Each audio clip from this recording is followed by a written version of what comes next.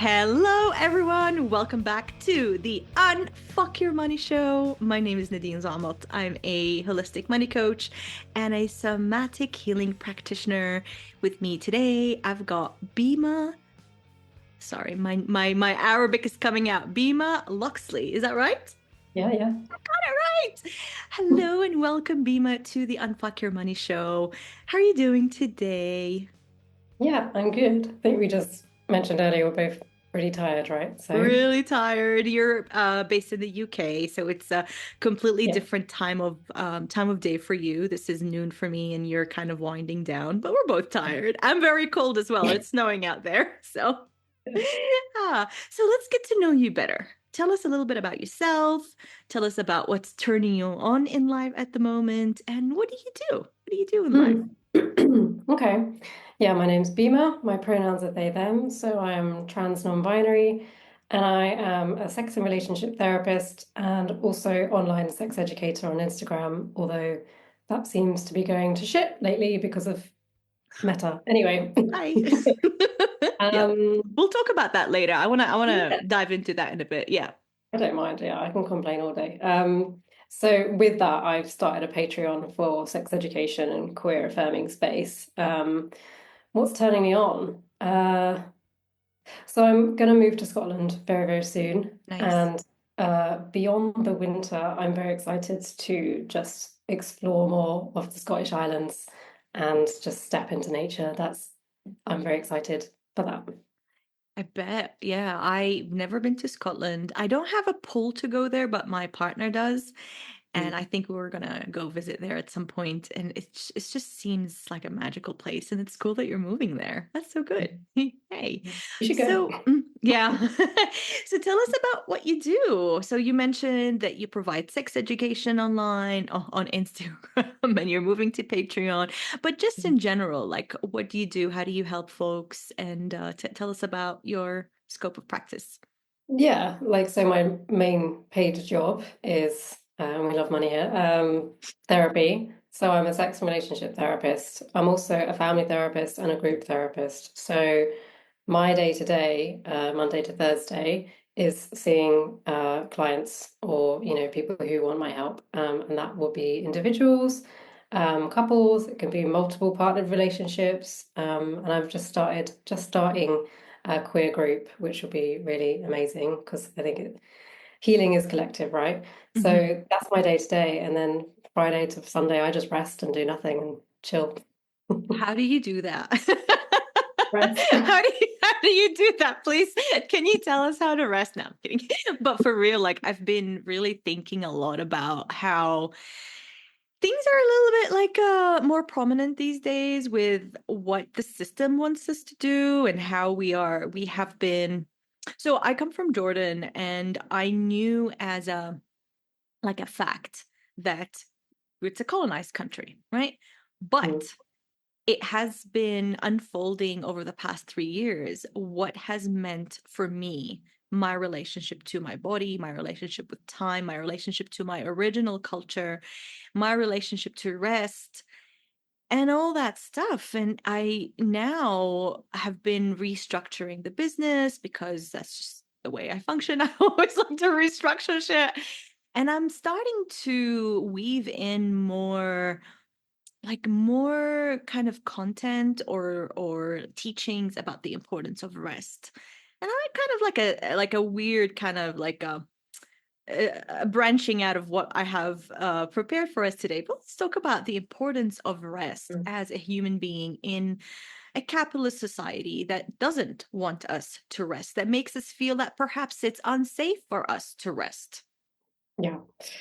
I mean, the first thing that comes to mind is a book by Trisha Hersey, I believe, Rest is Resistance, a woman of color, really talking about decolonizing, step away from capitalism and consumerism and this individualistic approach to life where we have to be grinding until we essentially burn out. And so to rest, not just as individuals with your bubble baths, but as a collective in groups, in your village, in your tribe, that is what's important. And I know we mentioned before recording is that the haters, the bigots out there, want us to kind of just dwindle away and be quiet and be silent and just hide in our corners. And actually, we need to fight or do what we can to resist. However, we need to have energy to resist, right? So, what's the Yeah. point of trying hard to fight back against whoever's against us if we actually have no energy for it?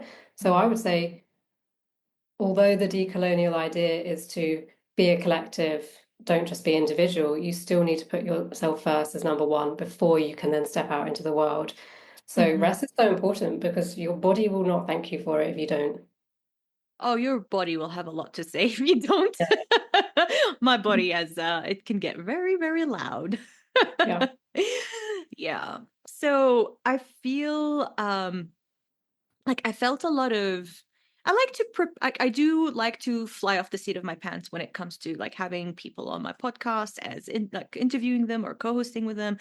But with this specific session with you, I felt a like this like this excitement that is like a little bit fearful as well. And that is not because I'm scared of you. You're lovely. However, it is coming from a place of I am here to facilitate healing and not harming. And I don't want to say the wrong thing.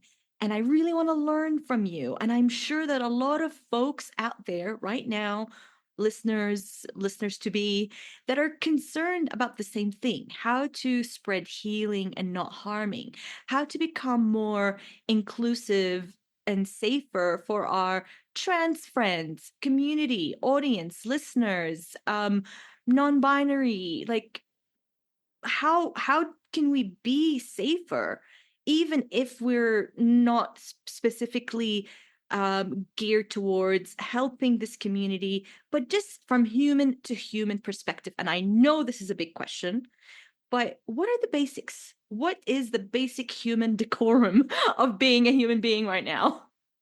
Okay. Number one, you're gonna fuck up, so you might as well try anyway, Yeah, right? right. Trans people, people who are marginalized by society are resilient folk. And so they know how to just brush things off. And if it hurts, we'll go away, lick our wounds, and we'll come back. The intention, I think, is important. And obviously, you can fuck up with good intention and if you keep messing up and you don't see it or you're not trying. But I would say if your fear is stopping you from even trying, then you're already stuck. Like try and unstick yourself and work away from that fear and just say the fear is probably not helping the people that you want to help, essentially.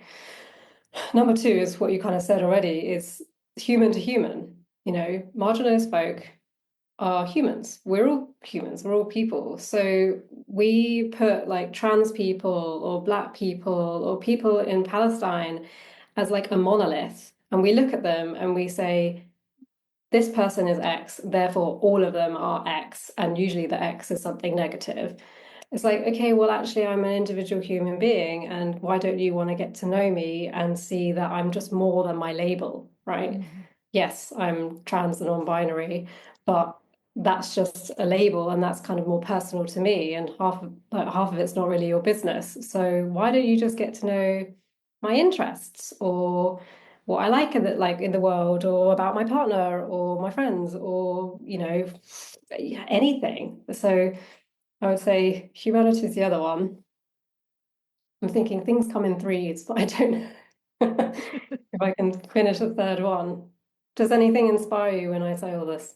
Um, the whole thing does, and I just love what you said about like go beyond the label. So growing up in Jordan, I'm half Jordanian, half Iraqi, Mm, but I did grow up with Palestinians, especially Palestinian refugees, whether first or second or third generation, very close, like very close, like my neighbors, my best friends, mm, everybody around me. 48% of Jordan was Palestinian at the time when I was growing up in the 80s.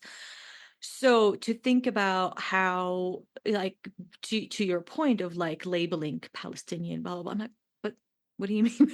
Like, what do you mean? It's like labeling me is different just because you know what I mean? So it Yeah. I get your point in on a visceral level of like it's a label and it is a look at the resilience of the people, not at how they're portrayed in the media or whatever that is, right? Yeah. And you know, why is people so scared of difference? And why are different folk fighting so hard? We're not doing it because it's fun and that we have the energy for it. We're protesting because we need to. Yeah. And we need to is because someone thinks that they're better than us, which is just ridiculous. But what I think it is, and what a lot of people are saying, is probably because they're scared of us. They're scared of difference. It's human nature to not like the unknown. And if Mhm. you can't understand that there's more than two sexes and two genders, then that must be a really small world that you live in, and that's quite sad. And, Yeah. why can't we treat all of us with compassion, the haters and the not, rather than fighting, against one another because there's some confusion in the way or God complex in the way? Yeah. Yeah. Yeah, if you can't put someone in a very well-defined box, you're kind of scared of them, right? Yeah, yeah. It's like caging animals. So, mm, I've had a number of trans folks that wanted to come and work for with me as clients. The first one I ever had, I was terrified. I was absolutely terrified. I was so scared of doing the wrong thing or saying the wrong thing, and I told them. I was like, "Look, this is the first Mm. time." And I didn't expect that because for some reason I just thought they wouldn't come to me as a cis person. But I was the right person for them. And we did beautiful work together. Beautiful work. And I'm so proud of them. However, um, what would you tell practitioners that are hesitant or scared to take on trans or non binary clients from fear of inflicting harm? Do your research. Yeah, that's what I Um, did. I contacted a friend of mine. They sent me some trusted resources. I did my research and I told my client, I'm like, I'm doing research, but you more. mhm. You tell me. Yeah. And like again, your recognition that this can be beautiful work is because you probably saw them where they're at, which is the human in front of you struggling, probably not about their transness, but about whatever it is that they came to you with. And so, again, it's saying if trans people come to therapy, it's probably not because they're trans. It's probably because they're working with whatever else that they're Mhm. bringing. So I see a lot of trans people, non-binary people, queer people, right? It's not always about that. It's just that they feel safer because I am also trans. So there is that element of, yes, you might be open to difference and you should advertise it, right? Like put a rainbow somewhere in your website or say trans lives matters or put a little red umbrella for sex workers, something which says this is a diversity inclusion space. But you also need to accept that some people won't come to you nonetheless. Like I have black clients, but not all people who are black will come to me because they will still not feel that's a safe space, and that's really okay. And there's a therapist for everyone. So it's also just not taking it personally if someone doesn't come back, because either we can always do better, or it's just what the client's not ready for, and that's okay. Yeah, that brings me to a thought where um a lot of people, especially, online spaces, pretty competitive. I don't think it's competitive. I don't believe in competition. I really believe in collaboration. However, when we first start our businesses, we Yeah. think, what makes me special? And I always think about it like if somebody is talking about money that has come from a similar background to me, that came from a third world country and had a lot of scarcity and a lot of abuse in their household like I have, and they tell me about money and abundance and wealth, and there's another person that has had maybe the opposite background to that, and they're talking this, like saying the same sentences, it would land so differently from the Mm. person that I have a shared history with. Do you agree with that? Like, do Yeah. you agree with it's not what you're saying, is who you're saying it and how you're saying whatever you're saying? Yeah. It's all context, right? And it will just like two people you meet if you're in a group and you're all like photography. You're not going to just like them because they like photography. It's you're going to like them because of everything else that they bring or the connections that you have beyond that as well. And yeah, it's just difference, isn't it? Right? Yeah, and there is that chemistry, there is the energy that's shared. There's a lot to it than like just what meets the eye, which again goes beyond the label, beyond what you see, right? Which brings me to the topic of identity, right? Like I come from a place where it was literally unsafe to stand out when I was a kid and a teenager. I left when I was 23. Um, if you stood out back when I was living in Jordan, it was really unsafe. You would not only get looks or catcalls or uncomfortable attention, but I had really, really short hair, and I was probably the only one in the kingdom that is a woman with short hair. It felt like that.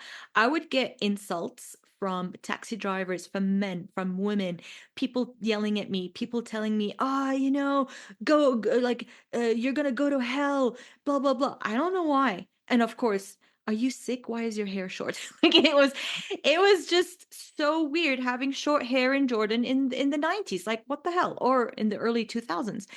Yeah. So I felt for a number of reasons, not just for that, but that was just a funny example that I wanted to bring up here. But for a number of reasons, I never felt safe until I left to Australia. I never felt safe in Jordan because I wasn't accepted for who I am. I wasn't Mm. accepted as a strong woman. I wasn't accepted for having female features. I had to hide everything, otherwise, it's my fault. I wasn't accepted because I wanted to have short hair. I wasn't accepted because whatever, like nothing about me was accepted.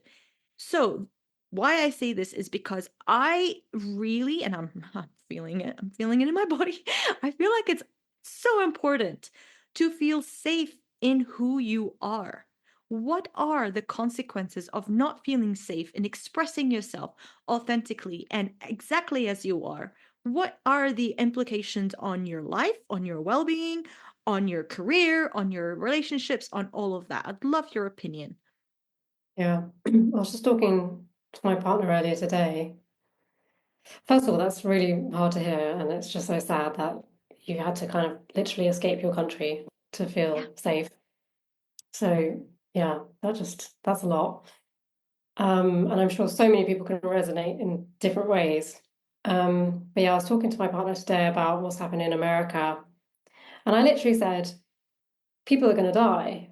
And I think he knows what I meant by that, but he did say, what do you mean? And I was like, trans kids are going to kill themselves. Like, this is what's going to happen. People are going to get abortions, illegal abortions, and probably die from them. Or, so that is the reality of not feeling safe sometimes. Like, the consequence of not feeling safe is feeling so pushed out of community or even the world or acceptance to think that you are in the wrong and therefore something is wrong with you Mhm. and that maybe you don't belong because the narrative in society kind of says that you don't belong here, you need to change, which is impossible, right? Because no matter who you are, your probably authentic self will be very hard to change, also very hard to accept sometimes.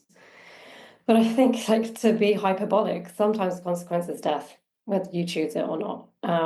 The other consequences are all just a bit shit too, really. It's just inauthenticity, just will, as you said, it feels like horrible. Like you can Yeah. just know that when you were being pushed down, metaphorically, you physically probably went in on yourself and just didn't feel whole. And that can do so much to your like nervous system. This is how people get autoimmune diseases because they're not happy in themselves, right?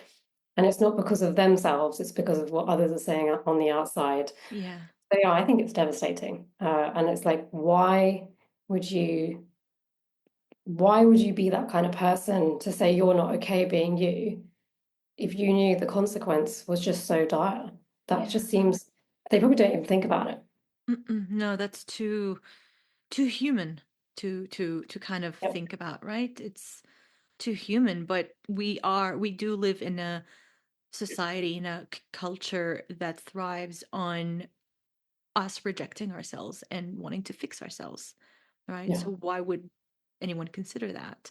But you're so right. You kind of like gave me a bit of a mini breakthrough now, because that rejection that I sustained throughout my formative years, being, until I left 23. These are really important years in development.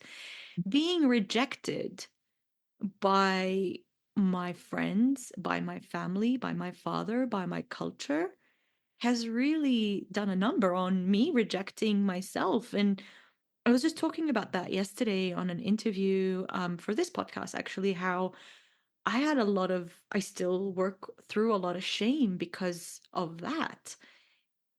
And I'm not talking about myself here anymore. I'm talking about like on a larger scale of when you feel like you're wrong because you don't love the normal kind of like opposite sex, or because you want to look differently or express differently, or because you don't um agree, or sorry if I'm using the wrong language and please jump in and correct me, but like if you don't align with your assigned gender, is that a right way of saying it?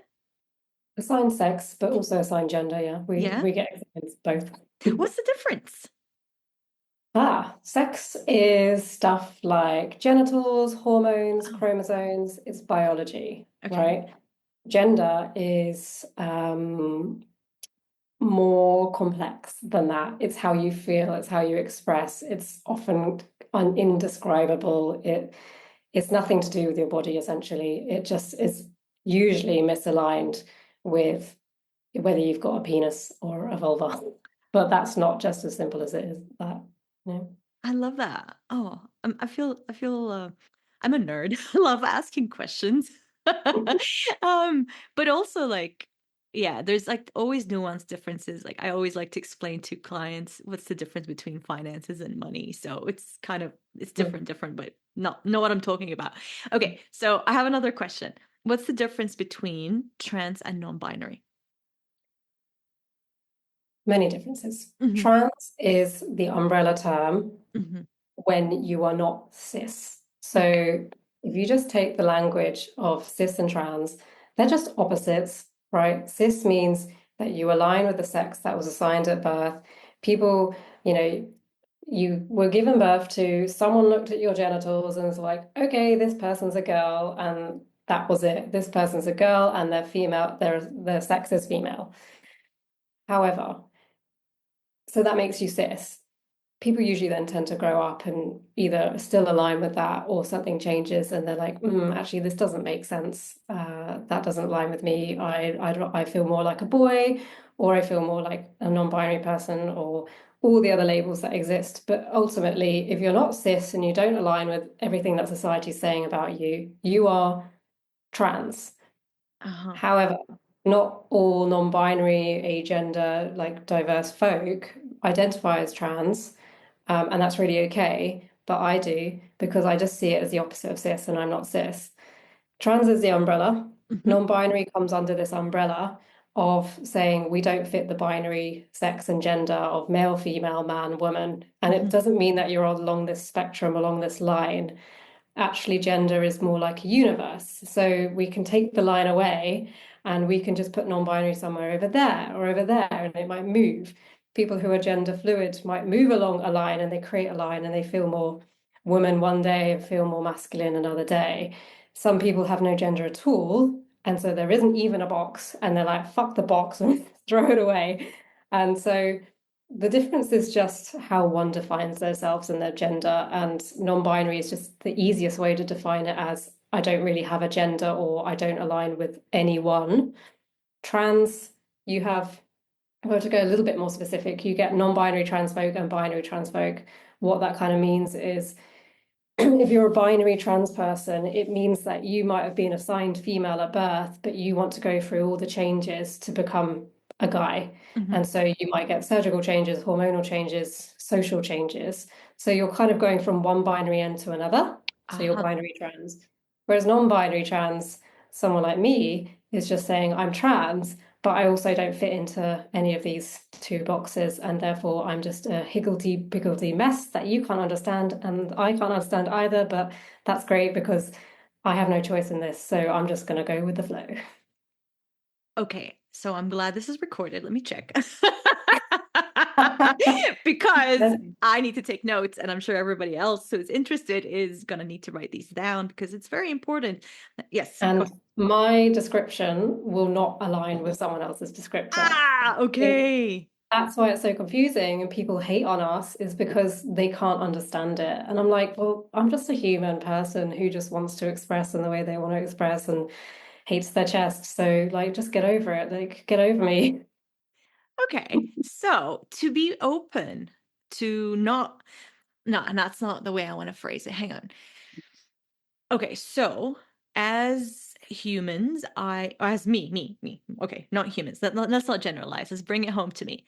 I am, I love understanding myself. So when I hear you speak and see, like, just, I'm so curious about this, like how much open-mindedness or openness or non being okay with not having answers have you developed just by understanding that you do not fit in a box? Okay, so I'm ADHD and autistic, and as an autistic person, I really love the answers. I need black and white, all or nothing, binary thinking. That's how I work. So to not be that is just a beautiful challenge in itself. Yeah, And I think I my bet. ADHD sides allows the chaos as well. But I had to try so hard. You know, when I first learned about queerness, which took me a while, I that was just a mind-blowing experience. And I remember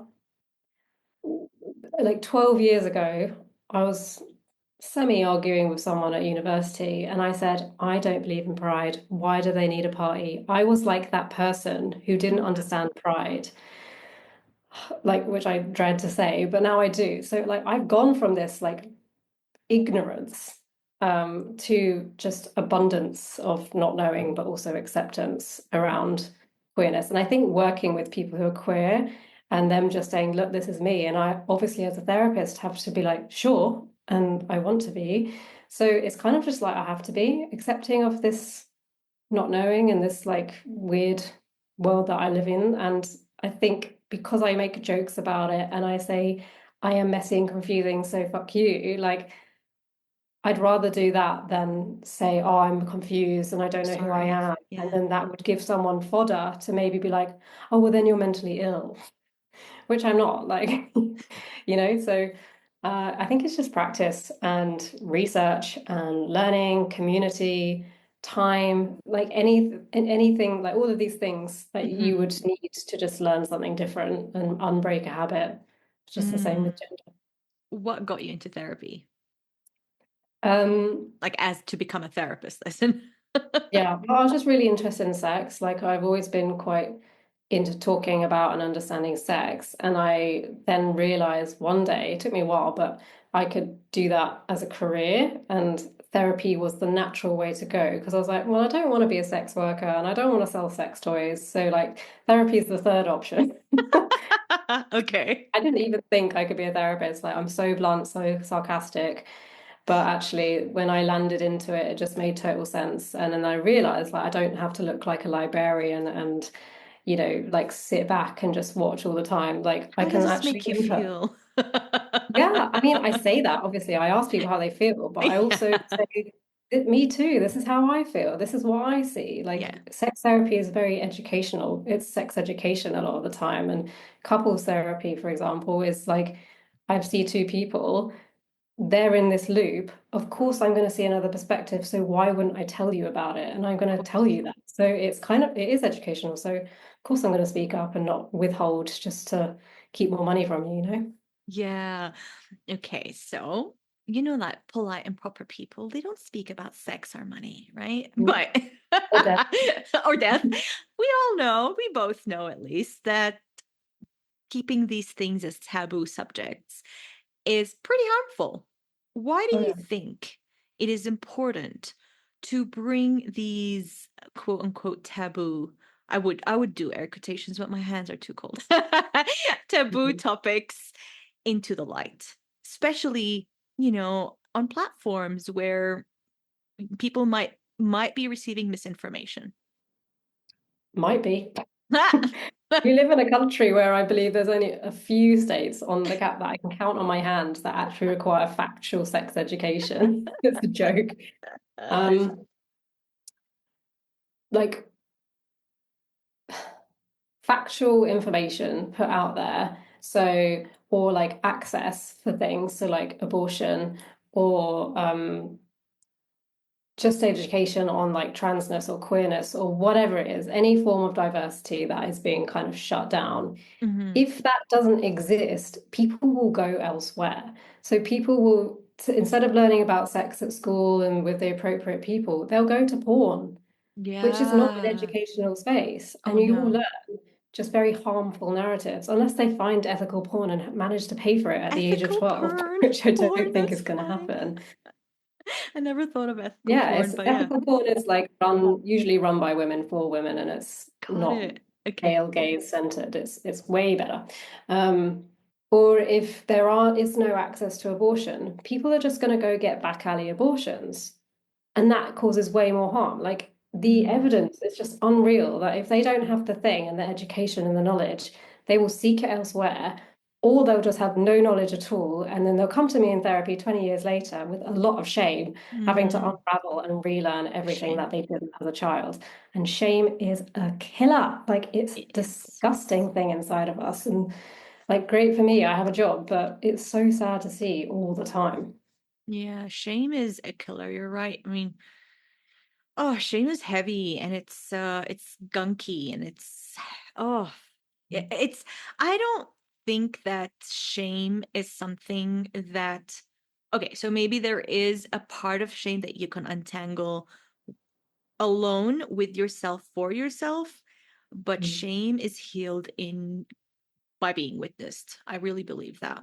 Because what is shame? It's fear it is rejecting yourself at the end of Yeah. the day, right? Yeah, hiding away from the world because you're wrong, whereas you need Because you're people to wrong. say, no, you're okay. Yeah. Yeah.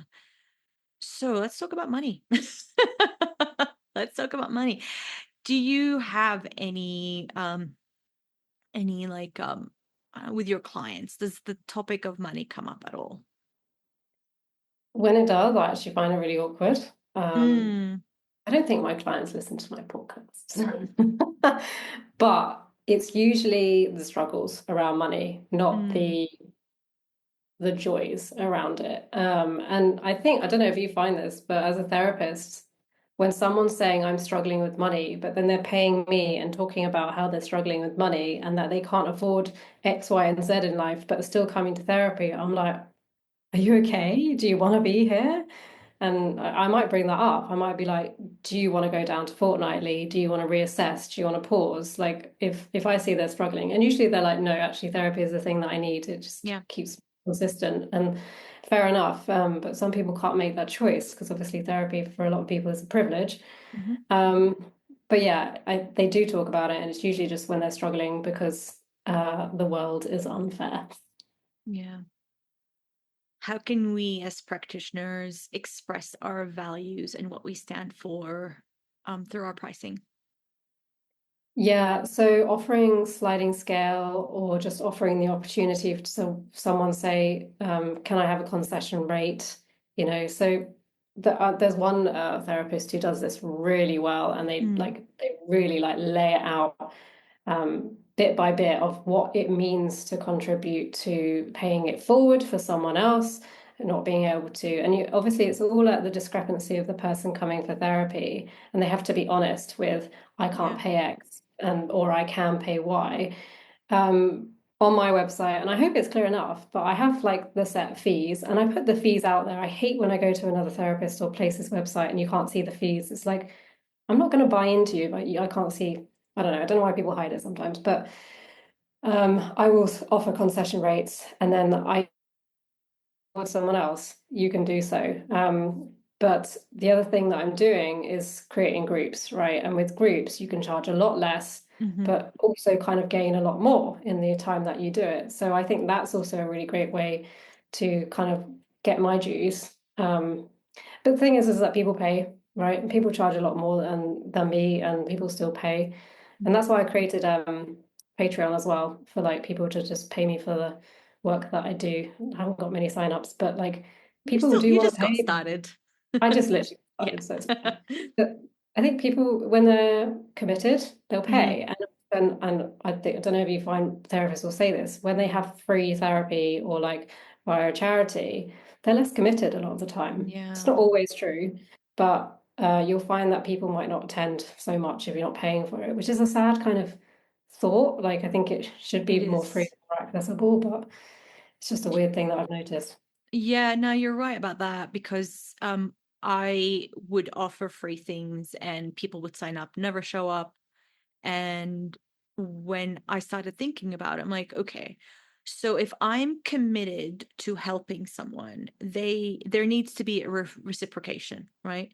You can't commit, it cannot be a one-ended commitment. For me to commit to help someone, they also need to commit. And I see their fee as a promise. It's like a promise Yeah, between me and them of I'm committed to doing my best and you're committed as showing up as your best, whether they're paying me the full one-on-one session or they're just paying me $20 for a group session, right? Like regardless, I do feel like the payment is kind of like a commitment. You know, it's yeah, symbolic of reciprocation and respecting each other's time, not just time, but also effort and energy, and it's just an appreciation kind of thing.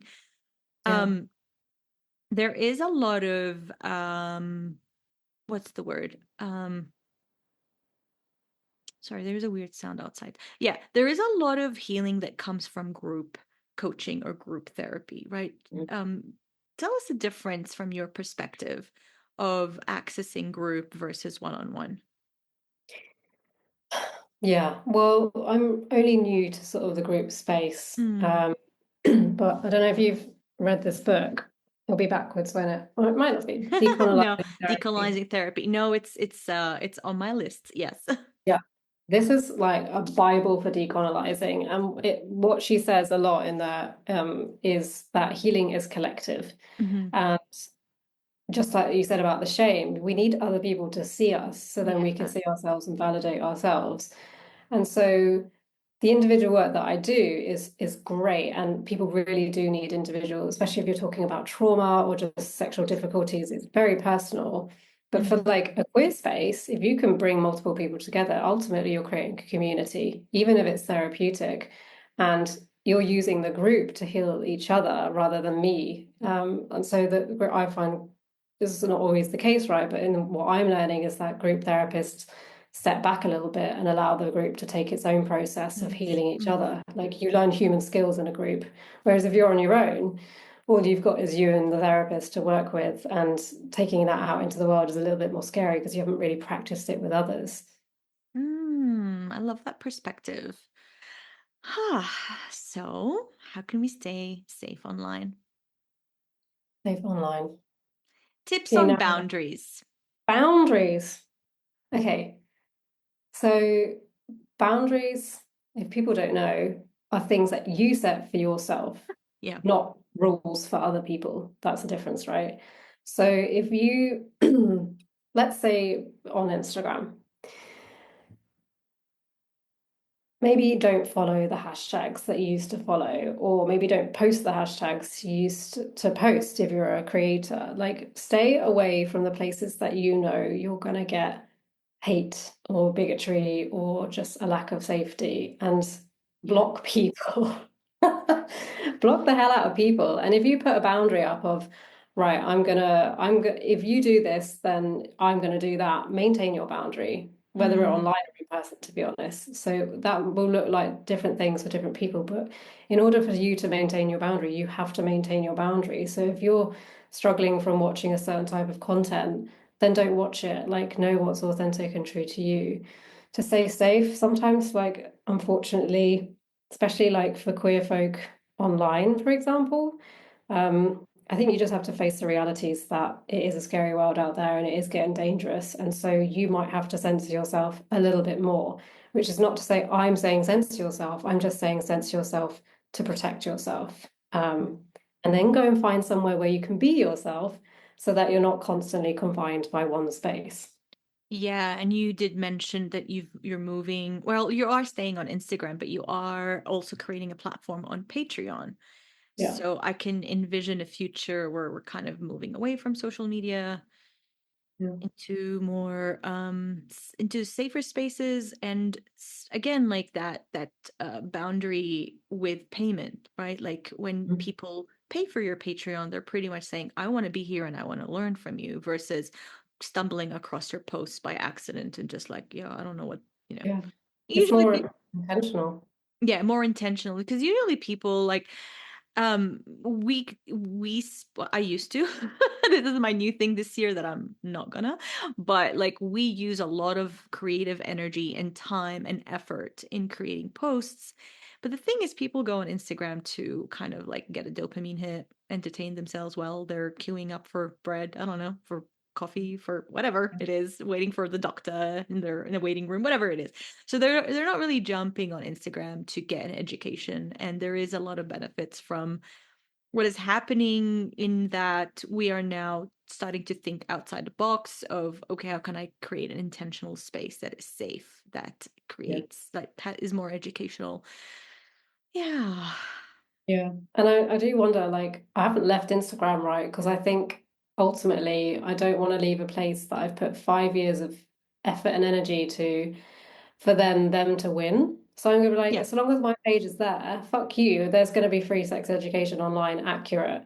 Hmm. If I get kicked off, that's another matter. But I think in a way they want us to quieten down. And I think, yes, I'm pausing because the layout's wrong now and all of that. Oh And I gosh, yeah, just why?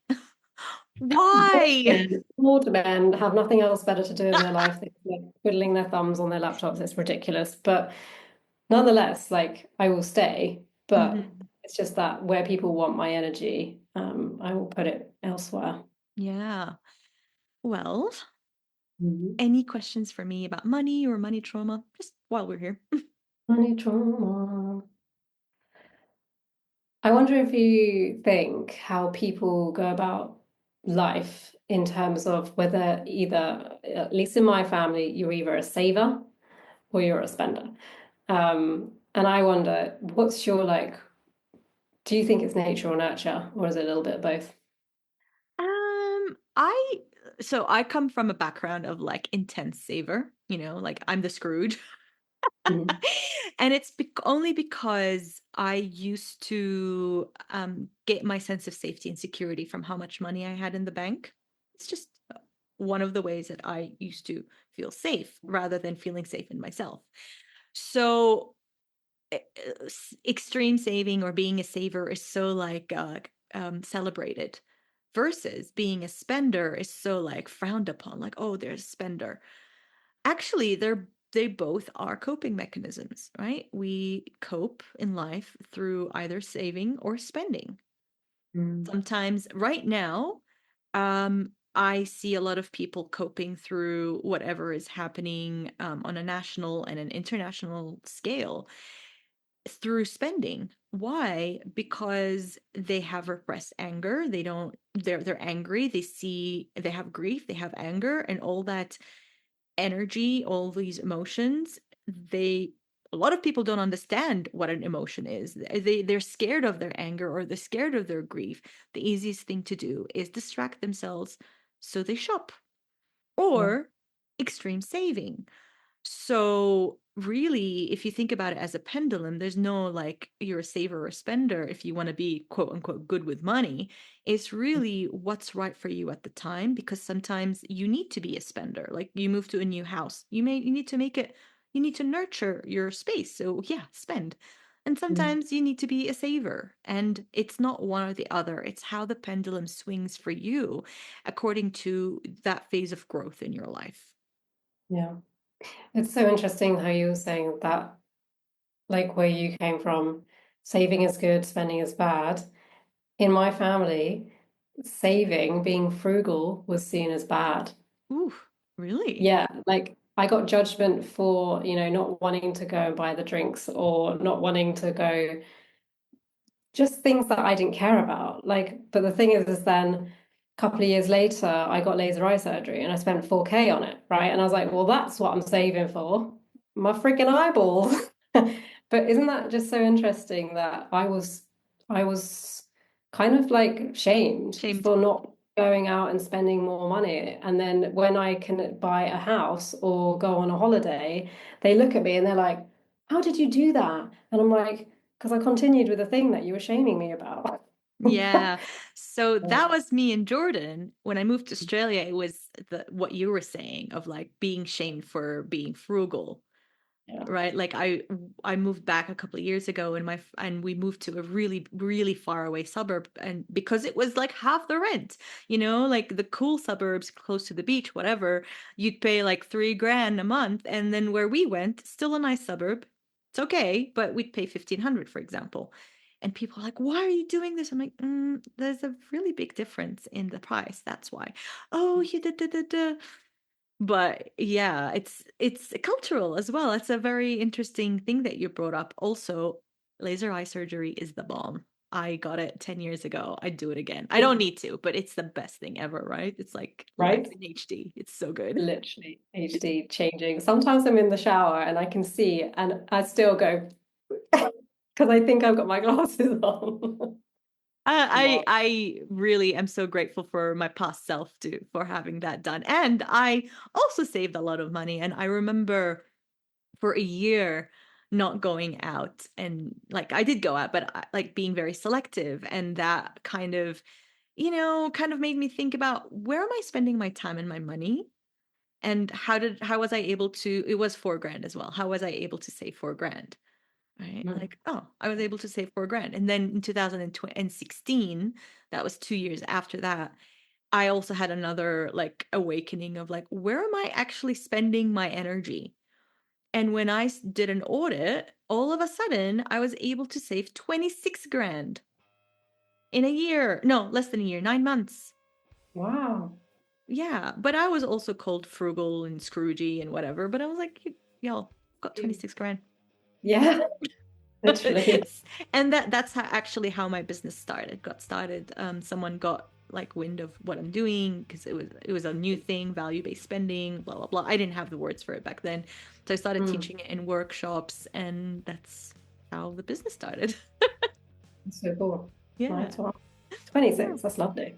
It is lovely, right? It's Is that nice. US or Oh, Australian? Australian. Yeah, okay. Yeah, Makes a still little like bit.